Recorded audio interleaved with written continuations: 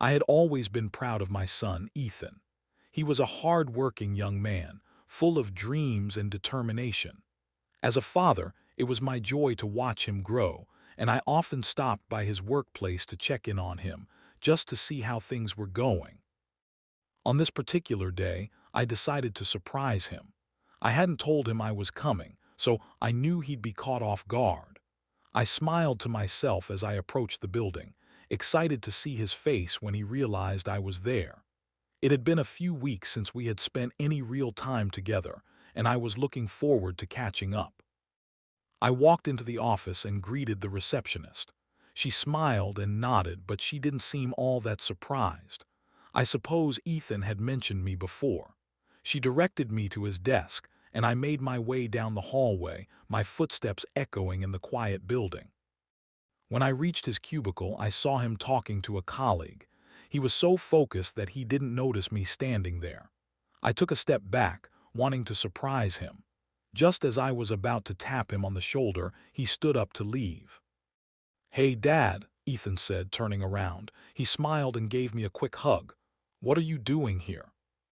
"I just thought I'd drop by and see how you're doing. It's been a while, you know." "Well, I'm glad you came by," he said. "But I've got to run to a meeting. Can we catch up later?" "Of course," I replied, smiling. "I'll wait for you." Ethan quickly grabbed his bag and left the office. I found a chair to sit in and waited. As I looked around, I noticed some of the other workers typing away at their computers or chatting with each other. Everything seemed normal, just like any other office. But just as Ethan left through the door, something strange happened. A man I had never seen before, one of Ethan's colleagues, walked over to me. He was tall, wearing glasses, and had a nervous look on his face. He stopped right in front of me, and without any introduction, he whispered urgently, "Don't sign anything and run." I froze. The words didn't make sense. What was he talking about? Who was this man? Why was he so worried? Before I could ask anything, the man grabbed my arm and tugged me gently. His grip was firm but not rough. "Listen to me," he said, his voice low and shaky. "Just trust me and leave now. Do it before it's too late." My heart started to race. Was this some kind of joke? Or was something serious going on? I glanced towards the door where Ethan had just exited, but I could still hear the distant murmur of voices from the hallway. I was completely confused, but something in the man's eyes told me he wasn't joking. Something was wrong. I had a choice to make. Should I stay and wait for Ethan, or should I trust this stranger and follow his advice? Without thinking, I stood up and followed the man as he led me to the back door of the building.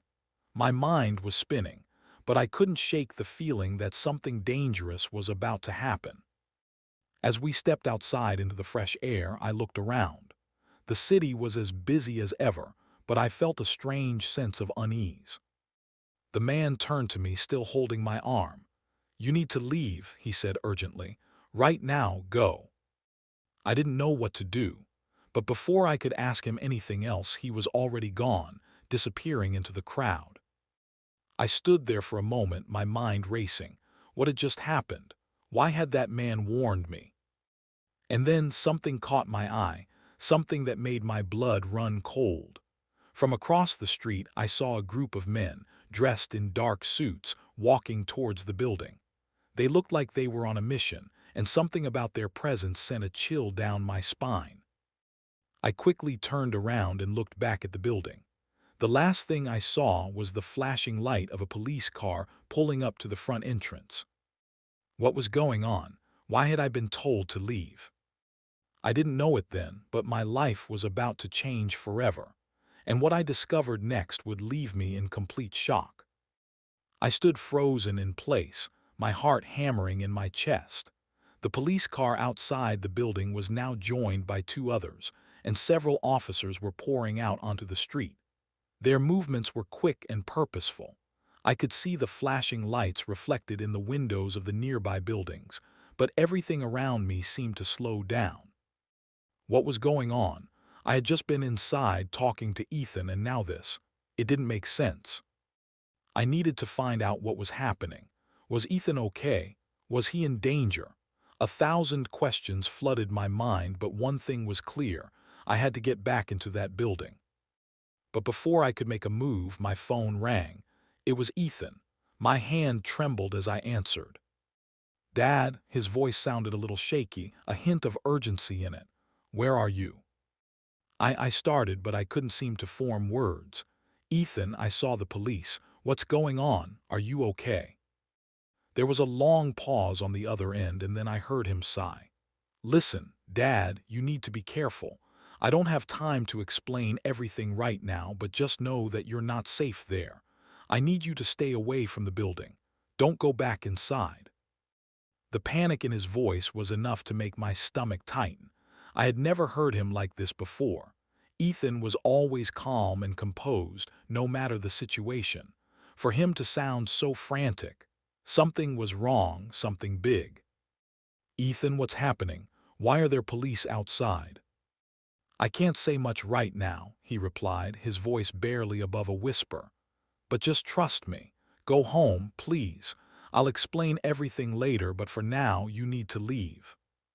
I was about to ask more questions, but before I could, Ethan hung up.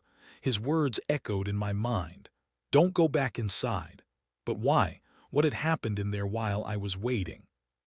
I looked back at the building and my gut twisted with fear. The police were now inside, moving quickly through the lobby. Were they looking for someone? Had something gone wrong in the office?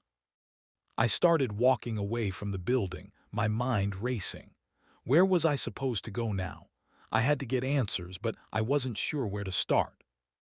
As I walked down the sidewalk, I glanced around, trying to make sense of what was happening. The streets were busy with people going about their day, but I felt like an outsider, caught in the middle of something I didn't understand. And then out of the corner of my eye, I saw someone. A man was standing across the street, staring directly at me. He was wearing a black coat, and his face was partially obscured by a hat, but even from a distance I could tell he was watching me carefully. I stopped in my tracks. My instincts told me to turn around to run, but I couldn't. Something about that man, his cold stare, made me feel like he knew something I didn't. Suddenly, he started walking toward me, his pace quick and deliberate. I took a step back, unsure of what to do. Was he following me? Was he one of the men from earlier? I turned and started walking faster, trying to get away, but he matched my pace, staying just a few steps behind me. I glanced over my shoulder and saw him getting closer. I picked up the pace, my breath coming faster as I turned a corner and ducked down an alleyway, hoping to lose him in the crowd. But I couldn't shake the feeling that I was being hunted. I turned another corner and found myself in a quiet, empty street. No one was around. I was alone. Just then my phone buzzed again. I hesitated before answering. It was a text message from Ethan. "Dad, please don't trust anyone. There's something you don't know about me. I need you to stay safe. I'll explain everything soon." I stared at the message, my heart racing. What did he mean by that? What was going on? Why was he so worried? Suddenly, I heard footsteps behind me. I turned, expecting to see the man from the street, but instead, I saw a familiar face. It was one of Ethan's colleagues, the same one who had warned me earlier. His eyes were wide with panic. "We need to go now." I didn't ask any questions. I just followed him, my mind a blur of confusion and fear. We didn't stop until we reached a small coffee shop several blocks away from the chaos. Once we were inside, the man sat me down at a table and looked around to make sure no one was watching. "Listen, you don't know the whole story," he said, his voice shaking. "Ethan's in serious trouble, and so are you. They're after both of you." My heart skipped a beat. Who's after us? He leaned in closer, his voice barely above a whisper. "I can't say too much right now, but trust me, it's bad. There's a group of people in that building. They've been watching Ethan for a long time, and you were just caught in the middle of it." I felt my stomach drop. "What do you mean? Why would they be watching Ethan? He's just a kid. He doesn't deserve this." The man looked at me with sad eyes. It's not about what he deserves. It's about something he got involved in without even realizing it. A deal he made a long time ago. And now, they're coming for him. I didn't understand. What deal? What was happening? You have to protect him, the man said urgently. You're the only one who can. Get him out of here and don't let anyone know where you're going. I sat back in my chair, feeling dizzy. What had my son gotten himself into? And as the man stood up and hurried out of the coffee shop, I realized that I had no idea what was coming next. But I knew one thing for sure. My life, and Ethan's, would never be the same again. I sat there for a long time after the man left, my thoughts swirling in a cloud of confusion and fear. Ethan was in trouble, serious trouble, and somehow I had become tangled up in it too.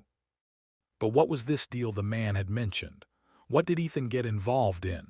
It didn't make sense. My son had always been so responsible, so careful with his choices. How could he have gotten into something so dangerous without me knowing? I stared at my phone, still holding the text message from Ethan. Please don't trust anyone, it read. There's something you don't know about me. I need you to stay safe. I'll explain everything soon. I wanted to believe him, but the words felt like a puzzle with missing pieces. What was I being told? What had he gotten involved in? I couldn't sit still any longer. I had to find out the truth. I had to protect him, even if he didn't want me to. I grabbed my coat and headed for the door, determined to find answers. But as I stepped outside, I caught sight of something that made my heart stop. There, across the street, was the same man from earlier, the one who had warned me to leave the building. He was standing in the shadows, watching me. I quickly ducked back into the coffee shop, hoping he hadn't seen me. My mind raced. Was he following me again? Was he trying to help me, or was there something darker at play? I stayed inside for a few more minutes, watching the man from the window. He didn't seem to be in a hurry. He was just standing there looking around, as if waiting for someone. My instincts told me not to approach him, not yet. I had to be smart. I couldn't trust anyone too quickly. After a while, the man finally turned and walked down the street. I took a deep breath and followed him at a distance, keeping myself hidden behind a row of parked cars. I needed to know where he was going, what he was up to. He led me to a small, nondescript building at the end of an alleyway. It didn't look like much, just a plain door with no sign, no windows. But something about it felt off. I had no idea why he was heading there, but I had a feeling it was important. I stayed back, out of sight, and waited. The man knocked twice on the door, and after a moment the door opened just enough for him to slip inside. It closed behind him without a sound. I waited for a while, not sure what to do next. Should I follow him? Should I knock on the door and confront him? But I didn't have to make a decision just yet.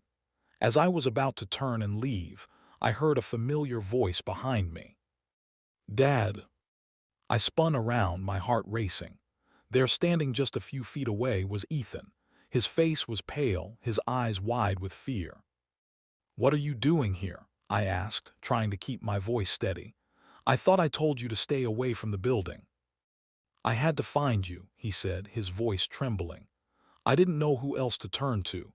They're after me, Dad, and now they're after you too." "Who is? What's going on, Ethan?" I felt a sense of panic rising in my chest, but I forced myself to stay calm. "What did you get involved in?" He looked around nervously, then pulled me away from the alley and into a quieter street. "I can't explain everything right now, but you need to trust me, Dad. I've made some mistakes, big ones, and now it's too late to undo them." We stopped in front of a small park and Ethan sat down on a bench, burying his face in his hands.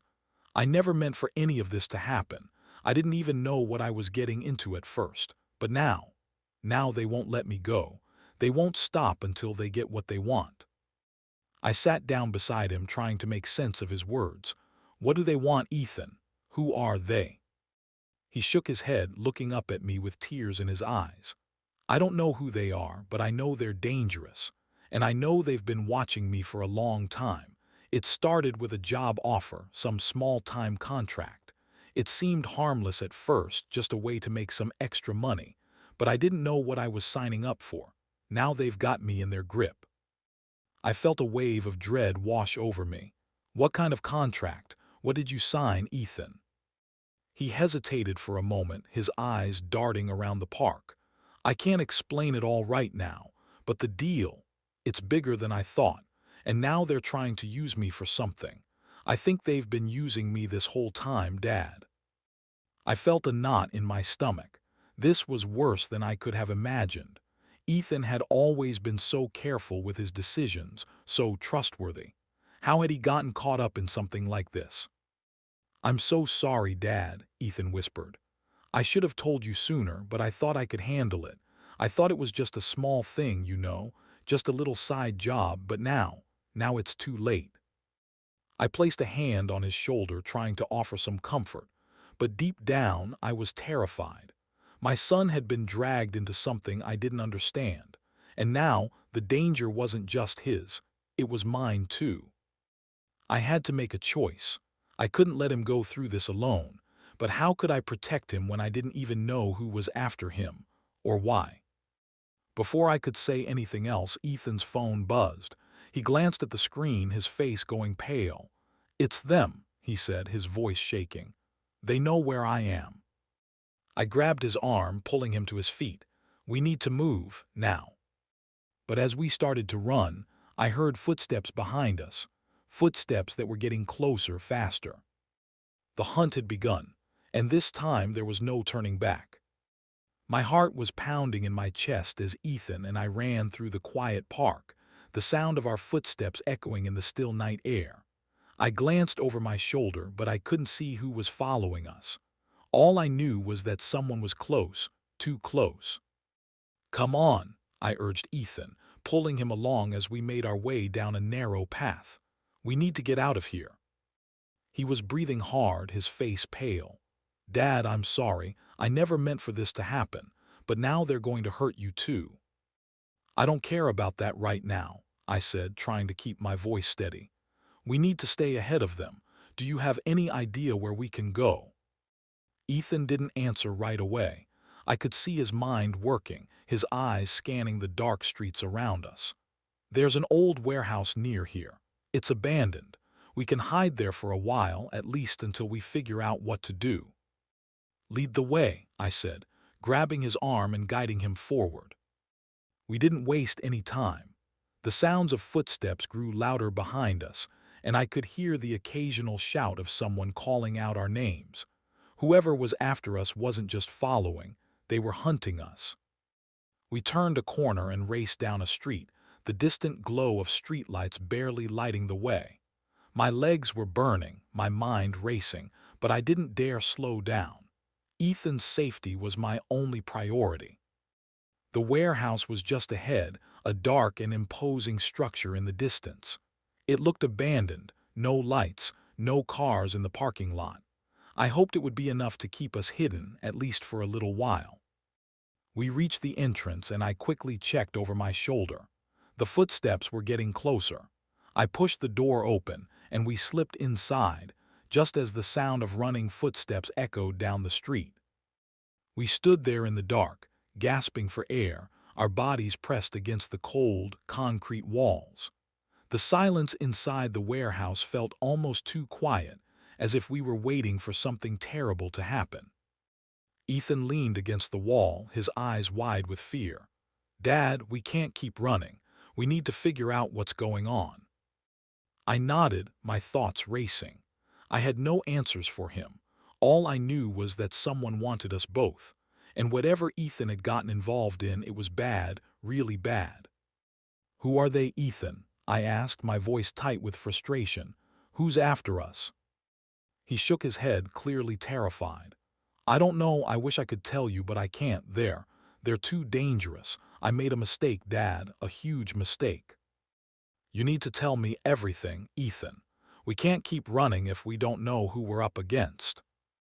Ethan looked down at the ground, his hands trembling.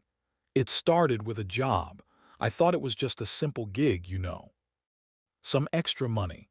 But then I started getting calls from people who were different, people who didn't ask questions, who didn't care what I did. And I did things I shouldn't have done, Dad. I got involved with the wrong people.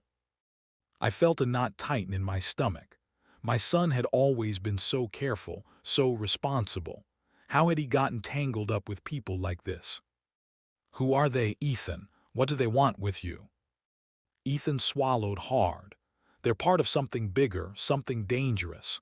They have connections everywhere, money, power, influence, and now they want me to do something for them. Something I can't do, but if I don't, they'll come for me. And you. I felt the weight of his words settle over me. This wasn't just a simple mistake. This was something much bigger, something I didn't understand. Suddenly, the sound of footsteps outside the warehouse made my blood run cold. I motioned for Ethan to stay quiet, and we both crept toward the back of the building, trying to find a place to hide. I could hear voices now, two men moving closer. They were searching for us, their footsteps growing louder as they made their way through the building. I held my breath, praying that they wouldn't find us. Ethan's hand clenched mine, his grip tight with fear. Dad, they'll find us. What are we going to do? I didn't have an answer. I had no plan, no idea how to get out of this mess. All I knew was that we couldn't stay here, not if those men were getting closer. But just as I was about to pull Ethan toward a door at the back of the warehouse, the lights flickered on. I froze. The men had found the power. Stay down, I whispered urgently to Ethan, but it was too late. The door swung open, and the light revealed two men standing in the doorway, their eyes scanning the dark warehouse. I tried to make myself as small as possible, but they saw us. One of the men smiled coldly, his hand resting on the gun at his side. Got you now, he said with a grin. Ethan's eyes widened in terror, and I could see the panic in his face. Dad, what do we do? I didn't know. I had no idea what to do, but I knew one thing: we were out of time. Suddenly, there was a loud crash from behind the men. The sound echoed through the warehouse, and they both turned in surprise. Before I could react, a third man appeared, charging at the two who were holding us. There was a blur of motion, a struggle, and then the sound of fists connecting. The two men went down quickly, unconscious on the cold concrete floor. Ethan and I both stood frozen, unsure of what had just happened. The third man turned to us, his face hidden in shadow. Come with me, now. Who are you? I demanded, my voice shaky but defiant. I'm someone who's trying to help, he said, but if you want to stay alive, you have to trust me. I looked at Ethan, who nodded slowly. We didn't have a choice. We needed to escape, and this man seemed to be our only chance. Without another word, I grabbed Ethan's arm, and we followed the stranger into the darkness. We followed the stranger through the dark corridors of the warehouse, the sound of our footsteps echoing in the stillness. My mind was a whirlwind of confusion and fear. Who was this man? Why was he helping us? Was he really someone we could trust? As we moved deeper into the building, I kept looking over my shoulder, half expecting the two men to get up and chase after us. But the stranger led us without hesitation, navigating through the maze of rooms and hallways like he knew the place well. Finally, we reached a small, dimly lit room at the far end of the warehouse. The door creaked as it opened, and the stranger motioned for us to enter. Inside, there was a single table and a few chairs. The room looked abandoned, much like the rest of the warehouse, but it felt safer than the chaos we had just left behind. Once we were inside, the stranger closed the door quietly and turned to face us. He was tall, with short cropped hair, and his face was weathered, as if he'd seen more than his fair share of trouble. He didn't seem like the kind of person who would help without a reason, but at this point, I wasn't sure who to trust anymore. What's going on? I demanded. Why are you helping us? The man looked at me for a long moment, his dark eyes studying me carefully. I'm someone who owes a debt, he said, and right now that debt is to your son. I frowned, confused. What do you mean, what debt? He sighed, rubbing his forehead like he was trying to figure out where to begin. Ethan got involved in something he shouldn't have, something I warned him about a long time ago, but he didn't listen. And now the people after him, they're after you too. They won't stop until they get what they want. Ethan stepped forward, his voice barely a whisper. Who are they? Who's after us? The man hesitated, looking around the room as if he was making sure no one was listening. They're a group, a syndicate, powerful people, and they've been using your son for months, Ethan. They don't care about him, they just want what he can give them. I could see the shock on Ethan's face. What do you mean? What could I have given them? The stranger looked directly at him. You unknowingly became part of a money laundering operation. A small deal turned into something much bigger, and now they need you to keep it going. Ethan's face turned pale. I never knew. I swear I never knew. I know you didn't, the stranger replied. They used you, and now they want you to keep quiet, stay out of the way, and not talk to anyone about what you saw. They'll kill anyone who gets in their way. I felt a pit form in my stomach. This was far worse than I had imagined. Ethan had gotten caught in something dangerous without even realizing it. And what do you want from us? I asked, my voice steady despite the storm of emotions inside me. The man leaned in closer, his voice low. I want to help you both get out of this. You're not safe here, not with them looking for you. They won't stop until they've silenced you. I looked at Ethan, and I could see the weight of the situation in his eyes. He had no idea how deep he was in, but now it was clear that we were all in danger. We need to leave, I said, my voice firm. Where do we go? The man didn't answer right away. Instead, he looked around the room again like he was considering his options. I have a place we can go. It's safe for now. But we can't stay here long. We'll need to move quickly. Ethan nodded, his face grim. I just want to fix this. I never meant for any of this to happen. The stranger gave him a hard look. You can't fix it, not unless we get out of here and we do it fast. I didn't like the way he said that, but I knew he was right. We had no time to waste. We're going to stick together, I said. We're not getting separated again. The stranger nodded. Good. I'm going to help you, but you need to trust me. This isn't going to be easy. I turned to Ethan, whose eyes were filled with uncertainty. Ethan, I know this is hard, but we're going to get through this. We'll figure it out. I just want to go home, he muttered, almost to himself. I placed a hand on his shoulder. We will, but first we have to make sure we're safe. The man looked at us both. I'll take you to the safe house, but you have to stay close. Don't talk to anyone. Don't trust anyone except for me. The people after you, after both of you, are everywhere. I took a deep breath. Let's go then. We all stood up, the tension in the air thick. I knew this wasn't going to be easy, but we had no other choice. We had to keep moving, keep running. As we left the room, I felt a strange sense of unease settle over me. We weren't out of danger yet. In fact, we were just getting started. We walked out of the warehouse, the quiet echo of our footsteps the only sound in the stillness. The stranger led the way, and Ethan and I followed closely behind, our nerves on edge. My mind was racing with questions. Who were these people who were after us? What had Ethan gotten involved in? And more importantly, where were we going now? The stranger moved quickly, his pace steady, and I struggled to keep up, the weight of everything pressing on my chest.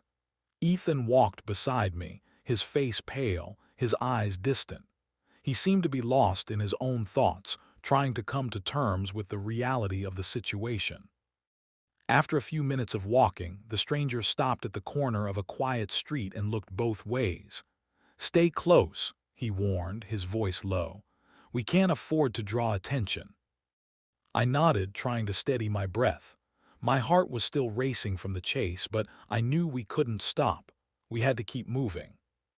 We turned down a narrow alleyway, and the stranger pushed open a hidden door at the side of an old building. It creaked as it opened, revealing a set of stairs leading down into darkness. This is it, the stranger said, motioning for us to follow. "This is as safe as we can get for now." I hesitated for a moment. The place looked abandoned, and I couldn't shake the feeling that we were walking into a trap. But I had no other choice. We had to trust this man, even if it felt like everything was happening too fast. We descended the stairs, the air growing cooler as we went deeper. At the bottom, the stranger opened another door, revealing a small, dimly lit room. It was sparsely furnished, with a couple of chairs and a table in the middle of the room. A single light bulb hung from the ceiling, casting an eerie glow on everything. "This is it," the stranger said again, closing the door behind us. "We'll stay here for the night. Tomorrow we figure out our next move." Ethan looked around the room, his eyes wide with fear. "This doesn't feel safe," he muttered, his voice barely above a whisper. "I know," I said, placing a hand on his shoulder. "But right now it's the best we can do. We have to lay low at least for a while." The stranger walked over to a small table in the corner of the room and set down a duffel bag. He opened it and pulled out a stack of papers, which he placed on the table. "These documents should help us move around unnoticed. I'll explain more tomorrow, but for now, we need to stay under the radar." I glanced at the papers, but before I could ask any questions, the stranger turned to us. "You both need to understand something," he said, his tone serious. "The people after you aren't just some random criminals. They have connections everywhere. They've been watching Ethan for months, maybe longer." "What do they want?" Ethan asked, his voice shaky. "They want him to keep working for them. They want him to keep playing his part in whatever they've got going on. And if he refuses, well, that's when things get dangerous." I felt a knot tighten in my stomach. What kind of work? What have they had him do? The stranger looked at me with a hard expression. "You're asking the wrong questions. The real question is, how do we stop them from coming after you both? And how do we get Ethan out of this mess before it's too late?"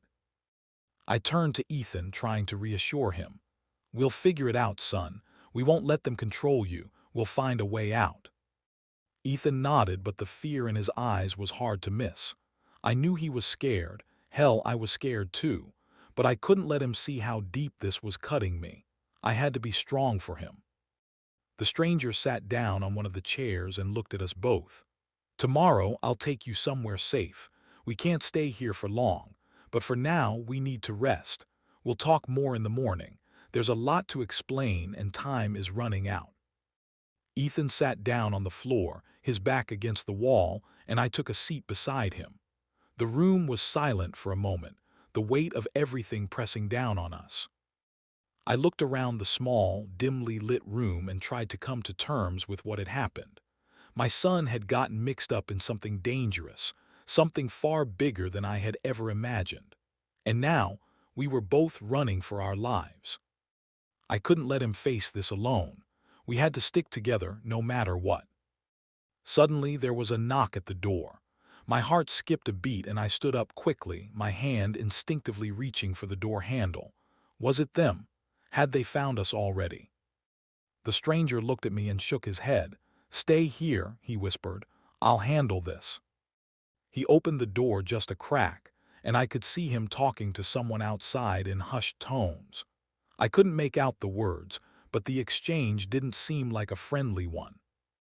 After a tense moment, the stranger closed the door again and turned to us, his face more serious than before. "We've got a problem," he said, his voice tight. "They're closer than I thought. We need to leave, now." My heart sank.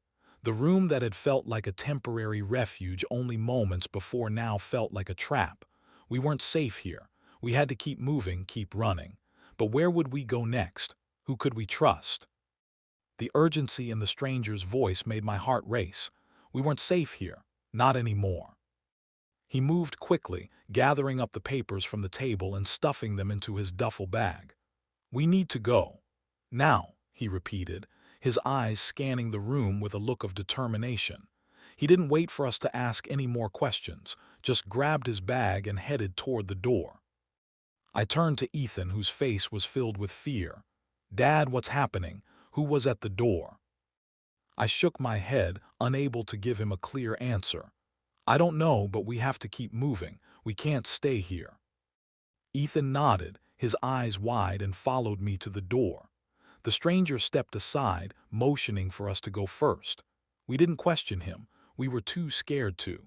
All that mattered was getting out of there and staying ahead of whoever was chasing us. We left the small room, moving quickly through the dark hallway. I tried to listen carefully for any sound of pursuit, but everything was quiet. Too quiet. I kept thinking I could hear footsteps behind us, but when I looked back, there was nothing. The stranger led us up another set of stairs, pushing open a door that led to a narrow alley behind the building. The night air hit us, cool and crisp, but I barely noticed. I was too focused on getting away. "Stay close," the stranger said, his voice low and urgent. "We're not far from a safe house. It's not much, but it'll keep us out of sight for a while." We followed him through the alley, but I kept glancing over my shoulder. I couldn't shake the feeling that we were being watched. Every shadow seemed to move. Every rustle of leaves felt like someone's footsteps. "Who are they?" Ethan asked, his voice trembling. "Who's chasing us? Why can't we just go home?" I didn't have an answer for him. "I don't know, son, but we're not safe right now. We have to trust this man. We have no choice." The stranger turned a corner and I followed, not looking back. The narrow alley opened up into a busy street, but there was no sign of anyone following us, at least not yet. We crossed the street quickly, staying close to the walls of the buildings, trying to blend in with the crowd. My mind was spinning. How had things gotten this far? How had we ended up here, running from people we didn't even know? We passed a few stores and restaurants, and for a brief moment I almost allowed myself to believe that we might be safe. But then, just as we were about to reach the end of the street, a black car pulled up beside us. The stranger froze, his body stiffening. Without a word, he grabbed both of us and shoved us into a nearby doorway, out of sight. "Don't move," he whispered urgently. We stayed still, hardly breathing, as the car slowed to a stop. I could hear the hum of the engine and the low murmur of voices from inside. It felt like hours, but in reality it was just a few minutes. Finally, the car drove off, and the tension in the air lifted. "What was that?" Ethan asked, his voice barely a whisper. The stranger let out a breath. "That was them. They're closing in. We can't stay on the streets for long. We have to get to the safe house now." I looked at Ethan, who was visibly shaken. "Come on, we have to keep going." We moved quickly again, this time heading down a side street that was quieter and less crowded. I couldn't stop looking over my shoulder, expecting to see someone following us at any moment. But there was no one. The stranger finally stopped in front of a small, run-down building. It was in the middle of a residential area, far from the main roads, but it looked abandoned, just like the warehouse. "This is it," the stranger said, pushing open the door. "We'll be safe here for a while." We stepped inside and he closed the door behind us, locking it with a heavy bolt. The room was dark, except for a single light bulb hanging from the ceiling, casting long shadows across the floor. It was bare, with only a couple of chairs and a table, but it felt better than the alleyways and warehouses we'd just come from. "Stay here," the stranger said, his voice calm but firm. "I'm going to check the perimeter, make sure no one's followed us." He left the room, leaving us alone in the dim light. I turned to Ethan, my heart heavy with worry. "What is happening, Dad?" he asked again, his voice breaking. "I don't know," I admitted. "I don't know how we got here, but we'll figure it out, I promise you." Ethan looked down at the floor, his hands trembling. "I never meant for any of this to happen. I didn't know what I was getting into." I placed a hand on his shoulder, trying to comfort him, but I felt as lost as he did. "We'll get through this, Ethan. We just have to stick together." The sound of footsteps outside the door made my heart race again, and I instinctively moved closer to Ethan, trying to shield him from whatever was coming, but the stranger returned just in time. "They're still looking for us," he said, his face grim. But we're safe for now. We have a little time. I took a deep breath, trying to calm my racing thoughts. The stranger's words were a small relief, but I knew the danger wasn't over. It was just beginning. We can't stay here forever, the stranger continued. We have to keep moving, but for now let's rest. We've earned it. I nodded, but I couldn't shake the feeling that we were running out of time. Every minute we spent hiding, the closer they were getting. And no matter how many safe houses we went to, we couldn't outrun the truth. The dim light in the safe house cast long shadows on the walls, and the air felt thick with tension. I wanted to believe that we were finally safe, that we could take a breath and let our guard down for a while. But deep down, I knew we couldn't rest for long. The threat was still out there, lurking, getting closer with each passing minute. I glanced over at Ethan, who was sitting quietly in one of the chairs. His eyes were wide, haunted by everything that had happened in the past few hours. He looked like a kid again, the weight of the world on his shoulders, but I knew he was far from innocent. He had been dragged into something dangerous, something far bigger than either of us could have imagined. "Dad," Ethan said softly, breaking the silence, "I'm scared. I don't know what to do anymore." I walked over and sat down beside him. He wasn't just scared, he was broken. I could see it in his eyes, the guilt, the confusion, the fear of what he had gotten himself into.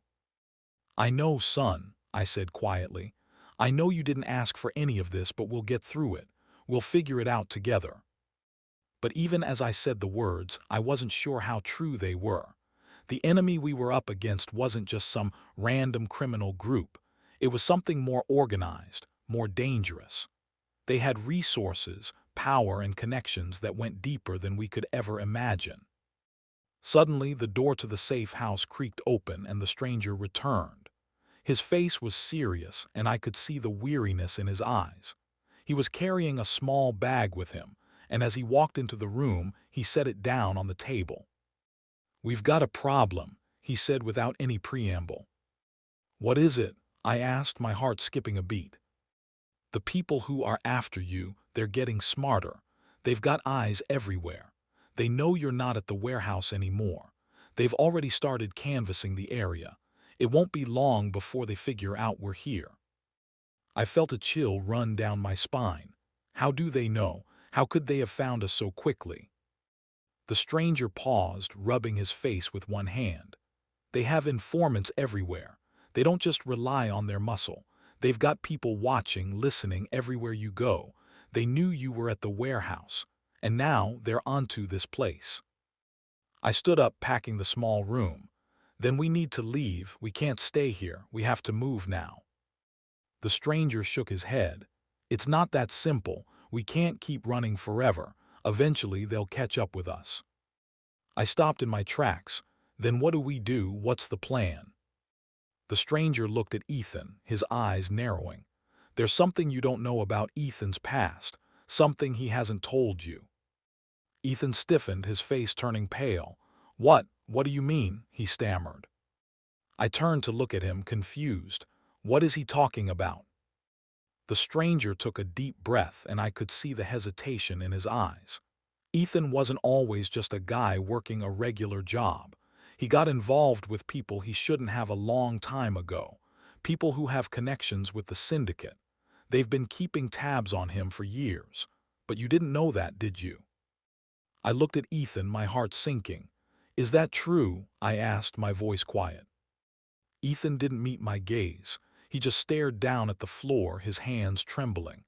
"I didn't want to tell you, Dad. I thought I could handle it on my own, but they were always watching, and I didn't even know." I felt a knot form in my stomach. "How long have you been involved with them, Ethan? How long have they been controlling you?" He shook his head, his voice breaking. "I didn't want to be involved. It just happened. They offered me money, promised I'd be able to help people. I didn't know what I was getting into, but now it's too late." The stranger stepped forward, placing a hand on Ethan's shoulder. "The truth is, Ethan, they're not just after you anymore. They're after both of you. They'll do anything to get what they want, and they'll use you to get it." I swallowed hard. the weight of his words sinking in. I knew this was bad, but hearing it from someone who had seen the dark side of the world made it all too real. The stranger continued, his voice low and serious. They want Ethan to do something for them, something that will help them cover their tracks. But if he refuses, they'll use you, his family, to make him comply. They'll make it personal. I could feel the anger rising inside me. What are they planning to do? What do they want from him? The stranger's eyes hardened. They want him to take the fall for their operations. They've got enough dirt on him to make it stick. They'll make it look like he's the mastermind behind everything. And if he doesn't play along, they'll turn him in and make sure you're both implicated too. I felt like the ground had been pulled out from under me. My son, my Ethan, was being used as a pawn in some twisted game, and now they were threatening us both. "Is there a way out?" I asked, my voice thick with desperation. The stranger hesitated before speaking again. "There's always a way out, but it's not easy. We'll have to fight back, we'll need help, and we need to move fast." I looked at Ethan, who was still sitting, his face pale and strained. "We're not giving up," I said, trying to sound confident. "We'll find a way out. We'll protect each other." Ethan nodded slowly, his eyes filled with a mix of fear and determination. "I don't want to run anymore. I want to end this. I want to take control of my life again." The stranger nodded approvingly. "That's the right attitude, but it won't be easy. We have to plan, we have to be smart." I turned toward the door, my mind already racing with plans and possibilities. "Let's do this. We don't have much time." And just as I stepped forward, I heard something, footsteps getting closer. They were here. The chase wasn't over. It had only just begun. The footsteps outside the door were growing louder, closer. My heart slammed against my chest as I turned toward the stranger. His face was calm, but there was an intensity in his eyes that told me we were running out of time. "We need to move. Now," the stranger whispered urgently. Ethan and I didn't need any more encouragement. We were already on our feet, rushing toward the back of the room. The stranger led the way, his movements quick and calculated. We didn't speak, but there was a shared understanding between the three of us. Getting out of here was our only option. I glanced at the door one last time. The sound of footsteps was now accompanied by muffled voices. Whoever was out there was looking for us, and we couldn't afford to be found. The stranger pushed open a small, hidden door at the back of the room, revealing a narrow hallway. It was dimly lit, the walls lined with pipes and old electrical wiring. The smell of dust and stale air hit my nose, but I didn't have time to think about it. I had to focus on getting out of this alive. "Stay quiet," the stranger hissed. "We'll go through the back exit. It leads to the alleyway. Once we're outside, we'll have a better chance of losing them." We moved quickly, our footsteps echoing in the narrow corridor. Every sound felt amplified, as though the walls were closing in on us. I could feel the weight of the danger pressing down on me, but I couldn't let myself falter. Ethan was depending on me. We reached the back door, and the stranger opened it just a crack, peering outside. The alleyway was empty for the moment, but I could hear voices in the distance, loud and urgent. It was only a matter of time before they found us. "We've got to make a run for it," the stranger whispered. "When I say go, we move fast, got it?" We both nodded. Ethan's face was pale, his eyes wide with fear, but I could see the determination in them. We couldn't let this control us. We had to fight back. The stranger counted under his breath. 3, 2, 1, go. We sprinted into the alley, the cold night air rushing past us as we moved at full speed. The sound of our footsteps was drowned out by the pounding of my heart in my chest. I couldn't look back. I couldn't afford to. The stranger led us around the corner. And for a moment, we were out of sight. We turned another corner, moving quickly through the maze of narrow streets. I felt a brief sense of relief, but I knew it wouldn't last long. They were still out there hunting us. We kept running, the sound of distant shouts and footsteps getting closer. My lungs burned from the effort, but I didn't stop. Not yet. We reached a dead-end street, and for a moment I thought we had nowhere left to go. But the stranger wasn't fazed. He turned to face us, his eyes scanning the area. "Stay here," he said quickly. "I've got a plan." I didn't have time to question him. I was too exhausted, too scared. I nodded and watched as he slipped into a small, hidden door at the end of the street, blending into the shadows. Ethan and I waited, our bodies tense, every second feeling like an eternity. I kept my eyes on the street, watching for any sign of movement. Suddenly, there was a flash of light in the distance, headlights from a car cutting through the dark. It was coming straight toward us. My heart dropped into my stomach. "Get down," I whispered urgently to Ethan. We both ducked into the shadows, hiding in the alleyway, praying we wouldn't be seen. The car slowed as it passed, the headlights sweeping over us. My breath caught in my throat. I could feel the tension in the air, thick and heavy. The car continued down the street, but I didn't relax. I knew they were close. They were hunting us, and they wouldn't stop until they found us. After what felt like an eternity, the stranger returned, his face grim. "We don't have much time," he said. "They're looking for us in all the wrong places, but we need to get to a different location, somewhere they won't think to look." I glanced at Ethan, who was still shaking from the close call. "Where are we going?" I asked, my voice tight with fear. "There's a place," the stranger said. "A place I know that's off the grid, but we have to move fast." Ethan nodded, his voice barely a whisper. "Let's go. I just want to get away from them." We moved again, our steps quick but careful. The streetlights flickered as we passed under them, and the sound of distant sirens echoed in the night.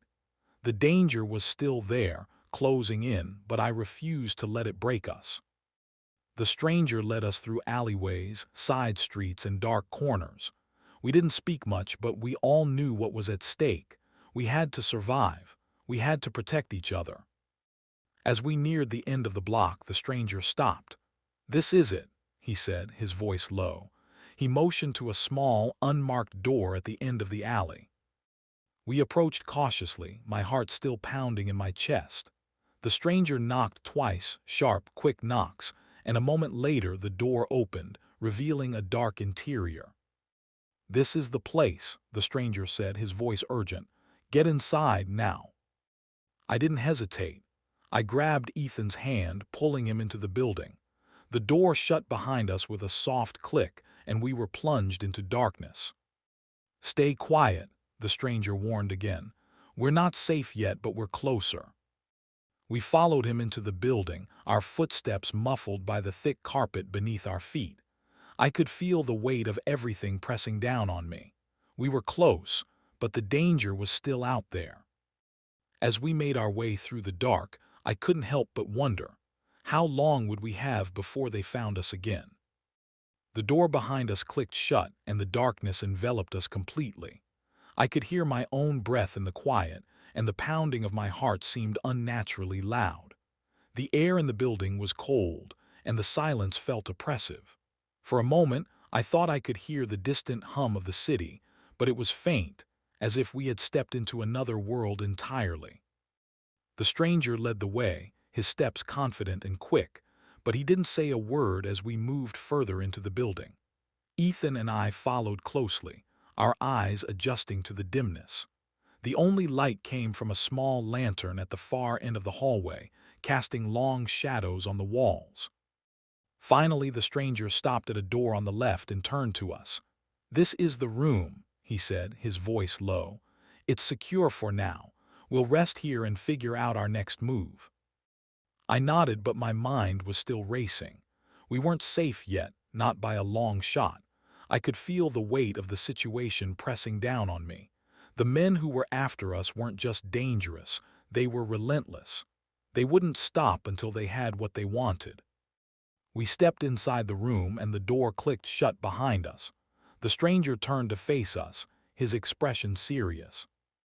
"I know this doesn't seem like much," he said, gesturing to the sparse furnishings. There was a small table in the center of the room with a few chairs around it. The walls were bare, and there was only a small bed in the corner. It was simple, but it would do for now. But this place is safe for the moment. The people who are after you won't think to look here.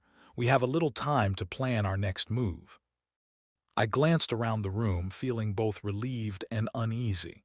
It felt like we were in hiding, like fugitives, and I hated that feeling. But it was the only option we had left. "We can't keep running forever," I said, my voice tight with frustration.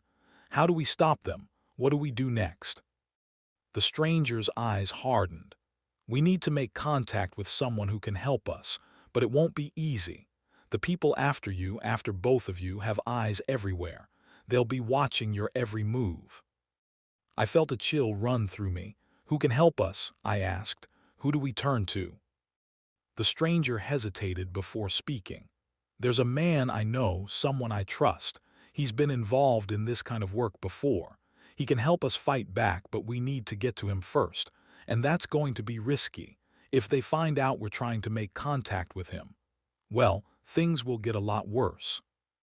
I looked at Ethan, who was sitting on the bed, his hands trembling. I could see the fear in his eyes, but there was something else too, a flicker of determination. He wasn't going to let this break him. He was ready to fight. "I'll do whatever it takes," he said, his voice steady. "I'm not running anymore. We have to fight back." I put a hand on his shoulder, trying to steady him. "We'll figure this out, son, together, but we need a plan. We can't rush into this." The stranger nodded. "You're right, but time running out. We can't afford to sit still. They'll be looking for us soon enough, and when they do, we need to be ready." I looked at the stranger, trying to read him. He had been helping us so far, but I didn't know if I could trust him completely. He knew things about Ethan's past that I didn't. How much did he really know? And why was he helping us? "Why are you doing this?" I asked, my voice low. "Why are you helping us?" The stranger's eyes darkened, and for a moment he didn't say anything. Then he spoke, his voice quiet but intense. "I owe Ethan," he said. "I made a mistake a long time ago, and now I have to make it right. He's been dragged into this mess because of things that happened before he even knew what he was getting into. And now I have to help him get out." I could see the guilt in his eyes. "So, you're doing this because of a debt?" He nodded. "Yes, a debt I can never fully repay, but I'll try. I can help you, but we need to move fast. We can't waste any more time." I glanced at Ethan, who was still processing everything. I could see the weight of the situation on his face, but he wasn't backing down. He was ready to do whatever it took to protect himself and those he loved. "We'll do whatever we need to," Ethan said firmly. "I don't care what it takes. I'm not running anymore." I took a deep breath, trying to steady myself. "All right," I said, turning to the stranger. "What's the plan? How do we get to this man who can help us?" The stranger looked at both of us, his expression hardening. "We'll leave the city. We can't stay here anymore. We need to get to a safe house outside of town. From there, I'll contact my contact. But we need to move quickly. They'll be on our trail soon." I nodded, the plan forming in my mind. "Let's do it. We leave tonight." The stranger gave a small nod, then turned to Ethan. "You're ready for this?" Ethan looked at me, then back at the stranger. "I don't have a choice." The stranger's lips twitched into something resembling a smile. "Then let's get moving." We spent the next few minutes preparing, gathering what little we had, and making sure we were ready for the journey ahead. I couldn't help but feel the weight of the decision we were about to make. This was it. There was no turning back now. As we stepped out into the cold night air, I couldn't shake the feeling that this was the point of no return. We were leaving everything behind. Our lives, our safety, our old identities. But it didn't matter. All that mattered now was getting Ethan out of this mess, no matter what it took. We stepped into the cold night, the heavy door of the safe house shutting quietly behind us. The dark street stretched out before us, empty and quiet, as if the world had turned its back on us. The cold air bit at my skin, but it was a welcome relief from the stifling heat of fear that had clung to me in the safe house. The stranger led the way again, walking at a brisk pace, never slowing down. He was on edge, constantly scanning the surroundings, his eyes darting from one shadow to the next. I knew that he was doing his best to keep us safe, but I couldn't shake the feeling that we were running on borrowed time. Ethan was quiet beside me. He hadn't said much since we decided to leave. I could see the uncertainty in his eyes, the fear of the unknown. He was still a kid, just trying to find his way in the world, and yet here he was, caught in something far bigger than any of us could understand. I placed a hand on his shoulder as we walked. "We'll get through this, son. We just have to keep going, keep moving forward." Ethan didn't respond right away, but after a moment he nodded. "I don't know how much more I can take, Dad. This is all. It's too much." I knew what he meant. Every step we took felt like it was leading us further into the unknown, further into a world of danger we had no control over. But we had to keep going. For his sake, for my sake, we couldn't stop. We walked through the city streets, the glow of streetlights flickering overhead. The stranger was still leading us, his eyes constantly scanning, always alert. We passed a few people on the streets, but they didn't look at us twice. To them, we were just another set of anonymous faces, walking through the night. But to us, everything felt dangerous. Every person was a potential threat. Every step we took brought us closer to whoever was hunting us. The stranger stopped at the corner of a dark street, glancing over his shoulder. "We're close. Just a few more blocks and we'll be out of the city." I nodded, trying to push away the fear that was creeping up on me. "How much longer until we get to this safe house?" "Not long," the stranger said, his voice low and steady. "We'll be off the grid soon enough, but we need to keep moving." We moved quickly again, our pace increasing as we walked further from the city's center. I could feel the weight of every footstep, the tension in the air growing thicker with every passing second. And then, I heard it. The unmistakable sound of a car engine revving in the distance. I froze, my heart pounding. I glanced at the stranger who had already stopped, his body rigid. He was listening, his face tense. "They're onto us," he muttered, barely audible. "We need to pick up the pace." I turned to Ethan, whose face had gone pale. He could hear it too, the sound of the car getting closer. I could feel the panic rising in my chest, but I fought to keep it under control. We had to stay calm. We had to keep moving. "Come on, son," I said, gripping his shoulder. "Stay with me. Don't look back, just keep walking." We picked up the pace, moving faster now, our footsteps quick and hurried. The stranger was ahead of us, leading us through the maze of streets, cutting through alleyways and side roads. We turned a corner, and for a moment I thought we had lost the sound of the car. But then I heard it again, closer this time. "They're getting closer," the stranger said, his voice low but urgent. "We need to get out of sight." We turned into another alleyway, the walls closing in around us. The sound of the car grew louder, the engine echoing off the walls of the narrow street. I looked around, searching for a place to hide, but there was nothing, just the dark alley stretching out before us. Suddenly, the stranger stopped. He motioned for us to stay quiet and then pointed to a small door at the end of the alley. "In there," he whispered. We didn't hesitate. We ran toward the door, my heart in my throat as the sound of the car grew nearer. The stranger pushed the door open, and we slipped inside, just as the car rounded the corner. We closed the door quietly behind us, our breaths coming in quick gasps. The room we had entered was small, dimly lit and cramped. It smelled musty, like it hadn't been used in years, but it was shelter. For now, it was enough. We stood there in the dark, listening to the sound of the car engine rumbling outside. It passed by, and for a brief moment I thought we had escaped. But then the sound stopped. I held my breath, my eyes wide. The car was parked outside. "They're waiting," the stranger whispered, his voice tight. "We're not safe here, we need to move again, but we're too exposed." I looked at Ethan, who was trembling beside me. "What do we do now?" "We need to get out of the city," the stranger said, his voice low and urgent. "We have one shot at this. If we don't move now, we'll be trapped." I didn't need to ask any more questions. I knew what had to be done. We couldn't stay here any longer. We couldn't afford to waste time. "Let's go," I said, my voice steady. The stranger led the way again, and we moved as quickly as we could, trying to stay out of sight. The world outside felt like a dangerous place, and every step we took brought us closer to an uncertain future. But we had no choice. We couldn't stop running, not yet, not until we were safe. We kept moving, the city's lights fading behind us as we entered quieter, more isolated streets. Every step felt like a countdown, the pressure building with every turn we made, every shadow we passed. The stranger had led us to this point, but I knew that we were on our own now. The world felt like it was closing in on us, and there was no way to outrun it.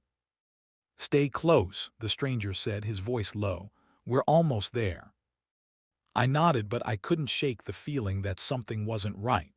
The car we'd heard earlier hadn't followed us, but the uncertainty still lingered. We had been running for what felt like hours, but it felt like nothing had changed. We were still being hunted. My mind raced. Who were they? What had Ethan gotten himself into? How much longer could we keep running? I looked at Ethan, whose face was drawn, pale with exhaustion and fear. "We'll make it through this," I whispered to him, even though I wasn't sure I believed the words myself. "I'm not going to let anything happen to you." He gave me a tired, strained smile, but his eyes told a different story. He had seen too much, been through too much. I could see it in his face. He was ready for it to end, no matter how it ended. We reached the end of the street where the stranger had stopped, scanning the area. Ahead of us, in the distance, there was a large, abandoned building. The windows were boarded up, and the door was barely hanging on its hinges. It looked like the perfect place to hide. "This is it," the stranger said, motioning for us to follow him. "We'll wait here for a while, regroup, and figure out our next move." But as we stepped into the building, I couldn't shake the feeling that something was wrong. The hairs on the back of my neck stood up, and I glanced around, my eyes searching the shadows for any sign of movement. It was too quiet, too still. "Why are we stopping here?" I asked, my voice tight. "Is this really safe?" The stranger didn't answer right away. He was too focused on the door, checking it for any signs of tampering. "It's our best option," he said finally. "They won't expect us here." But I wasn't convinced. The building felt off, like something was waiting for us. I could feel it in my bones. Suddenly, the door behind us creaked open. My heart jumped into my throat, and I spun around, my body tensing in preparation for a fight. But it wasn't an enemy standing there. It was someone I never expected to see. "Dad, Ethan." I froze, staring at the figure in the doorway. The last person I thought I would see was standing there, looking just as surprised to see us as we were to see him. It was Mark, Ethan's old boss, the man who had brought him into this mess in the first place. "What are you doing here?" I demanded, my voice sharp. Mark stepped into the room, his hands raised in a gesture of peace. "I came to help," he said, his voice quiet but firm. "I know what's been happening. I know what's been going on, and I want to fix it." Ethan's eyes widened in disbelief. "Fix it? You're the one who got me into this in the first place." "I know," Mark said, his face tight with regret. "But I'm not here to make excuses. I'm here to make things right. The people you're running from, they've been using both of us, but I have a way to stop them." I could hardly believe what I was hearing. Mark, the man who had betrayed Ethan, the one who had led him into this mess, was now claiming to want to help. "I don't trust you," Ethan said, his voice shaky with anger. "How can we trust you now?" "I understand why you don't," Mark said, taking a step closer. "But I'm here because I know how to take them down. I have information. I know who's behind it all, and if we act quickly, we can end this tonight." I looked at Ethan, whose face was a mix of disbelief and confusion. He didn't know whether to trust Mark, and honestly, Neither did I, but the stranger had said we needed to trust the people who could help us. And Mark was the only one with any real knowledge of what was going on. "I'm not asking you to forgive me," Mark said quietly. "I'm asking you to trust me just long enough to end this." I could see the hesitation in Ethan's eyes. He wanted to believe Mark, wanted to believe that there was a way out of this, but the hurt was still there. The betrayal was still fresh. Finally, Ethan nodded, though it was clear he was still unsure. "All right, but if you're lying to us, if you're playing us." "I'm not," Mark said quickly. "I'm not playing anyone. We need to move fast. They know where we are. They're going to come for us soon, and if we don't act, it's over." There was no time to waste. The tension in the room was thick, and I could feel the seconds slipping away. We had one chance to make it out of this alive, and this was it. "Let's do it," I said, my voice steady. "We're running out of time." Mark led the way, and we followed him through the building. The further we went, the darker it got, but we didn't stop. We had one mission now: to take down the people who had been chasing us, who had put us in this impossible situation. We moved quickly, the sound of our footsteps echoing in the empty building. Mark led us to a small room at the back, where a desk sat with papers scattered across it. He grabbed a file from the desk and handed it to me. "This is everything," he said. "These are the names, the connections, everything you need to bring them down." I opened the file, scanning the information quickly. There were names I didn't recognize, but there were also people I knew, people who were close to us, people who had been pulling the strings from behind the scenes. "This is it," I said, a cold realization settling over me. "This is the evidence we need." Mark nodded. "But we have to move fast. We can't let them catch up to us." We gathered what we could, our minds focused on one thing: getting the evidence to the right people. We were done running. It was time to end this. As we made our way out of the building, I couldn't help but feel a sense of resolve settle in my chest. We had been through hell, but we were going to make it out of this. Together. And as the first light of dawn began to break across the sky, I knew that our fight wasn't over. But we had the truth on our side now. And that was enough.